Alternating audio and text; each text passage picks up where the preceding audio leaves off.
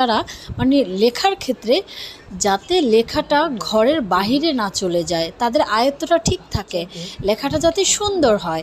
তারপর বাচ্চাদের লেখা সহজ করার জন্য প্রতিটা অক্ষর এইভাবে ডট ডট দিয়ে এঁকে দিবেন, যাতে বাচ্চারা বুঝতে পারে ও কী লিখবে আর কোথায় লিখবে, কোনটার উপরে হাত ঘোরাবে।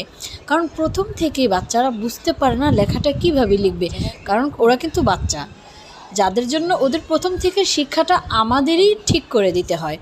তো আমি সবসময় ঘরের মধ্যে এইভাবে ডট ডট দিয়ে নেই এবং ডট ডট দিয়ে আমার বাচ্চাকে বলি তোমরা এইভাবে হাত ঘোরাবে। এটা কিন্তু আমি হাত ঘুরিয়ে দেখিয়ে দিচ্ছি, বাচ্চারা এটার উপরে হাত ঘোরাবে 1 2 বার 3 বার 4 বার 5 বার হাত ঘোরাতে ঘোরাতে ইনশাল্লাহ পরের বার বাচ্চা নিজেই সেই অক্ষরটা লিখতে পারে। আর এইভাবে অক্ষরের পর শব্দ, শব্দের পর বড় বড় প্যারাগ্রাফ বাচ্চারা নিজ থেকেই লিখতে পারে। তো আমি চেষ্টা করি যে এইভাবে লেখার বাচ্চাদের শেখানো উচিত। তো অনেক বাচ্চারা আছে যারা লিখতে গেলে ঘর মানে আঁকাবাঁকা চলে যায়, তাদের প্রথমে এইভাবে ঘর করে লেখাটা শেখানোর চেষ্টা করা উচিত। তো আপনি চাইলে বড় বোর্ডের মধ্যে মার্কার দিয়ে ডট ডট দিয়ে লিখাতে পারেন, ওইটাতে বাবু বড়